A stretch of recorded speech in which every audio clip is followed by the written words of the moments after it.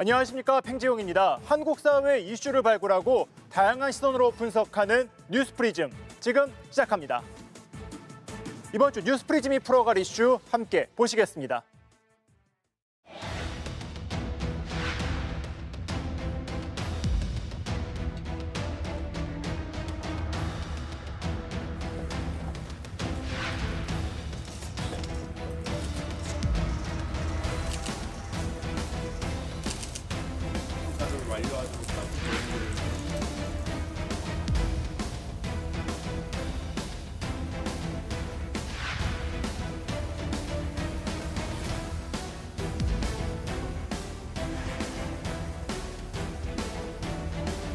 보안수사 요구에 열심히 따라갈수록 자기 잘못이 드러나는데 과연 열심히 할 건가 하는 거죠.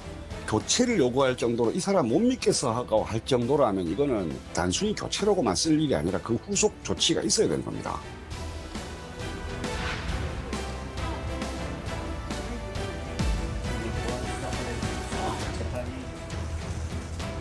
보안수사권 존치는 당연하고 경찰의 국민적 신뢰를 회복하기 위한 특단의 대책이 필요합니다.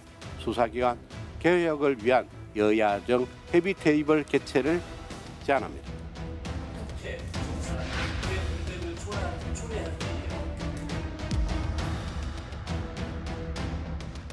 이제 첫 삽을 떴다라고 보시면 될 것 같고요.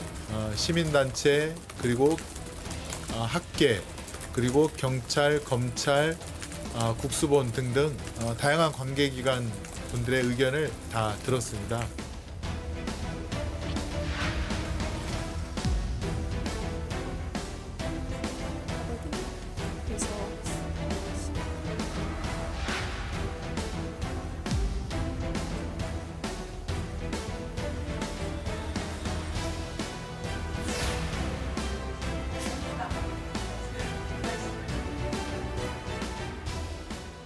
더불어민주당이 지난주 검찰 보안수사권을 전면 폐지하는 법안을 발의했죠. 하지만 당 내부에서도 신중론이 이어지고 있는데요. 국민의힘은 존치 법안을 내놓으며 맞서고 있습니다. 먼저 박수주 기자의 보도입니다. 더불어민주당은 지난 9일 검찰 보안수사권을 폐지하는 내용의 형사소송법 개정안을 발의했습니다. 이른바 검찰개혁을 완성할 마지막 퍼즐. 하지만 광주 여고생 살해범 장윤기 사건을 계기로 당 내부에서도 우려의 목소리가 잇따르는 상황입니다. 국회 법제사법위원회 소속 민주당 김남희, 김동아 의원과 진보당 손솔 의원은 한국폭력상담소 등 6개 여성단체와 국회에서 기자회견을 열고 형소법 개정안에 공개적으로 문제를 제기했습니다.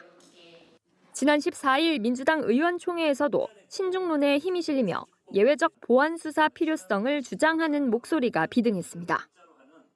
홍기원 등 민주당 의원 11명은 성폭력과 스토킹, 사회적 약자 대상 범죄, 보이스피싱 같은 민생 침해 범죄 등에 예외적으로 검찰의 보안수사를 허용하는 별도의 법안을 제출하기까지 했습니다. 보안수사를 전면 금지한 결과 단 한 명이라도 억울한 피해자가 발생한다면 그것을 과연 성공한 개혁이라고 말할 수 있겠습니까? 다만 강경파의 보안수사권 폐지 주장도 여전합니다. 왜 딱 그 범죄만 해야 되느냐에 대한 합리적인 설명이 잘 안 돼요. 피해자가 그 수사 절차에 계속 참여하고 그 신고하거나 견제할 수 있는 수단을 만들어주는 게 더 실질적인. 당 지도부는 일단 수사와 기소의 완전한 분리는 대원칙이라는 점을 확인하면서도 치열한 토론을 거쳐 충분한 수기와 적기 입법이라는 두 마리 토끼를 모두 잡겠다는 입장입니다. 보안수사권 폐지에 반대하는 국민의힘은 공세의 고삐를 당겼습니다. 당 내부도 설득 못하는 법안은 즉각 폐기해야 마땅하다며 장윤기 사건의 경찰 수사 은폐 의혹을 앞세워 보안수사권 존치 법안 발의로 맞불을 놨습니다.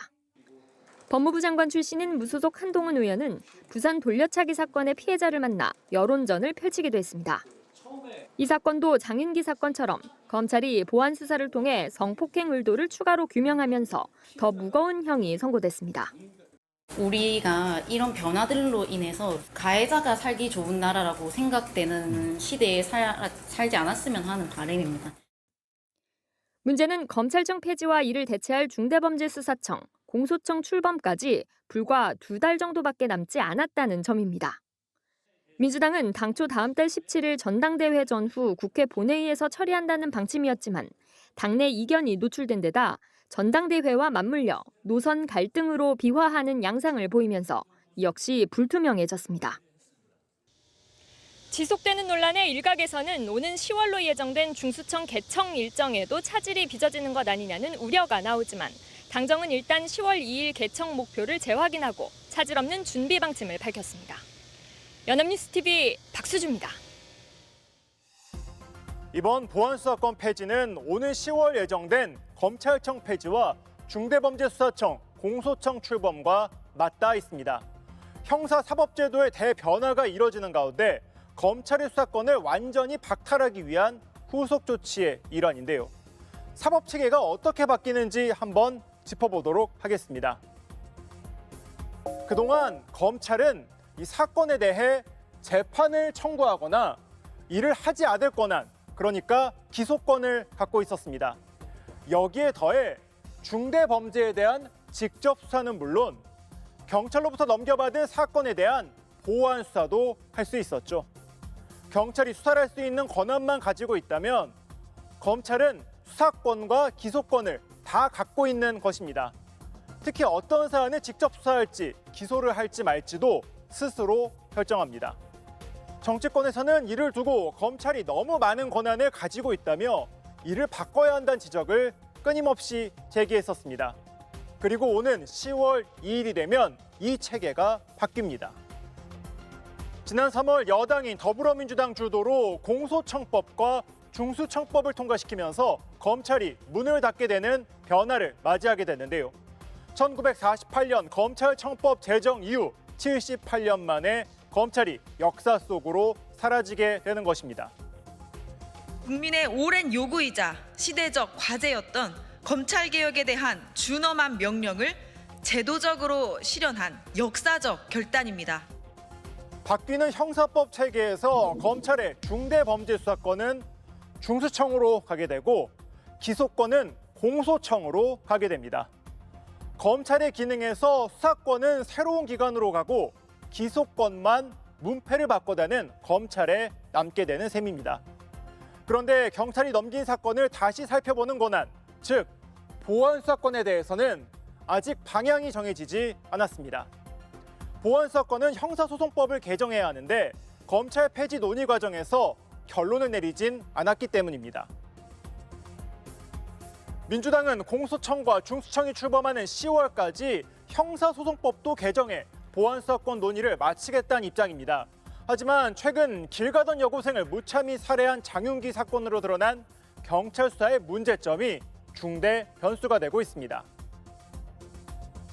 장윤기는 거리에서 일면식 없는 여고생을 잔혹하게 살해 신상까지 공개된 바 있는데요. 수사가 철저히 이뤄진 줄 알았지만 알고 보니 부실투성이었습니다. 심지어 장윤기의 아버지가 경찰이고 증거인멸에까지 관여했던 사실이 드러나며 부실 수사가 고의적이었다는 의혹으로 번지고 있는데요. 성범죄 목적을 입증할 핵심 증거 케이블 타이를 담당 수사팀장이 직접 인멸하고 장윤기 아버지에게 수사 정보를 흘리기도 했습니다. 경찰이 수사권을 독점해도 될지 불안감이 나오는 이유인데요.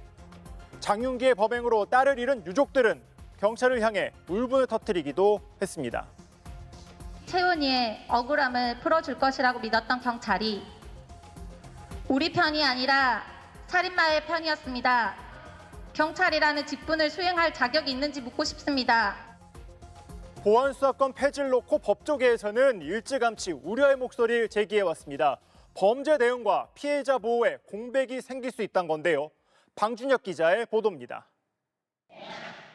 보안수사권 폐지를 담은 형사소송법 개정안이 시행되면 검찰은 경찰의 보안수사를 요구할 수만 있을 뿐 직접 보안수사는 할 수 없게 됩니다.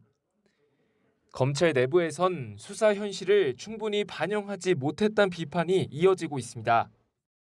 실제 경찰의 보안수사를 요구하는 사건은 전체 송치 사건의 10% 수준에 그치는 반면 절반 가까운 사건은 검사가 직접 보안수사를 진행하는 걸로 나타났습니다.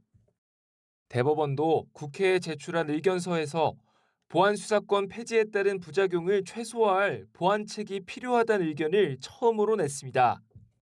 대검과 법무부 역시 보안 수사권 존치가 필요하다는 의견을 국회에 제출했고 검찰개혁 추진단 자문위원들도 공개 성명을 통해 우려를 나타냈습니다. 특히 구속 피의자 사건은 제한된 구속기간 안에 추가 사실관계와 법리 검토를 마친 뒤에 기소 여부를 결정해야 하는 만큼 보안 수사 요구만으론 현실적으로 한계가 있다는 분석이 나옵니다. 피해자를 소환을 해서 직접 면담을 하고 또 법리적으로 유사 판례들도 검토를 해서 직접 의뢰를 한 것이었지만 경찰에게 주어진 시간 동안 보안 수사를 해서 그 송치를 해달라 하면 시간적으로 가능했을지는 애매한 부분입니다. 여성 아동 대상 범죄나 스토킹처럼 피해자 진술과 추가 증거 확보가 중요한 사건은 경찰 수사만으로 범죄의 실체를 충분히 규명하기 어려운 경우가 적지 않다는 지적입니다. 수사기관 간 보안과 견제 장치가 사라질 경우 그 부담은 결국 피해자에게 돌아갈 수 있다는 우려도 나옵니다.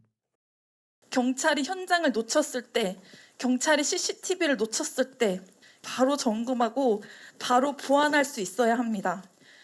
저희 사건처럼 증거 확보가 하루하루 시급한 사건에서 몇 달이 걸리는 보안 수사 요구만 하라는 것은 그냥 진실이 사라지길 기다리라는 말과 같습니다.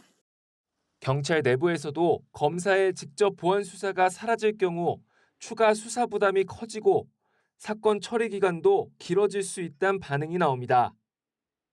결국 핵심은 권한 배분이 아니라 국민의 안전과 피해자 보호입니다. 제도 변화가 수사 공백으로 이어지지 않도록 보다 면밀한 검토가 필요하다는 지적입니다. 연합뉴스TV 방준혁입니다. 해외 국가들은 경찰 수사를 어떻게 견제하고 있을까요? 주요국들은 검찰이 경찰을 직접 지휘하거나 협력 관계 속에서도 검찰에게 직접 수사할 수 있는 권한을 부여하고 있습니다. 이어서 송채은 기자의 보도입니다. 해외 각국이 경찰 수사를 견제하는 방식은 검찰과 경찰의 관계가 어떻게 설정돼 있느냐에 따라 제각각입니다.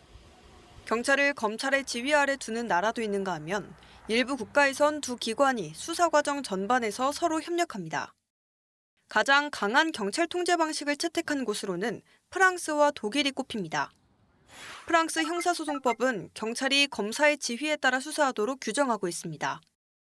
경찰은 범죄를 인지하면 즉시 검사에게 보고하고 검사는 수사관들의 수사의 적법성과 방향성 등 전반의 과정을 감독합니다. 독일도 비슷합니다. 검사가 자체적인 수사권은 물론 경찰을 통해 수사할 권한도 가지는데 경찰이 초동 수사를 한 경우 수사 결과를 검찰에 보내야 합니다. 두 나라 모두 경찰이 현장 수사를 담당하더라도 수사의 책임과 통제권은 검사에게 두는 구조입니다. 검찰과 경찰의 상호 협력을 원칙으로 한 국가는 일본이 대표적입니다. 일본 형사소송법에 따르면 경찰이 수사하는 일반 사건에 대한 검사의 지휘권은 인정되지 않습니다. 다만 검사에게 독자적인 수사권이 있고 공소 제기를 위해 필요하다고 판단될 경우 일정 범위 내에서 경찰 지휘권을 가집니다. 만약 경찰이 정당한 이유 없이 검사의 지시나 지휘를 따라야 할 의무를 위반할 경우 징계나 파면 요구의 대상이 될 수 있습니다. 미국도 검찰이 경찰에 대한 직접적인 지휘권을 가지고 있진 않습니다. 다만 법무부 업무 지침에 따르면 검사는 필요할 경우 수사기관에 추가 수사를 요청하거나 직접 보완 수사에도 나설 수 있습니다. 경찰 수사의 독립성을 인정하는 국가들 역시 기소를 담당하는 검사가 수사 결과를 검증하고 보완할 경로까지 차단하지는 않고 있는 겁니다. 전문가들은 이를 기소의 적정성을 확보하기 위한 최소한의 장치라고 분석합니다. 결국은 검사가 이제 기소 내용을 확인 안 할 수는 없잖아요. 경찰이 실무 수사를 진행하고 검사가 거기에 대해서 조사를 한 뒤에 좀 필요하면 조사를 보완 그러한 시스템은 어느 나라나 다 있습니다. 우리 역시 수사와 기소 권한을 분리하더라도 수사 결과를 검증할 수 있는 보완 장치를 충분히 마련해야 한다는 지적이 나오는 이유입니다. 연합뉴스TV 송채은입니다.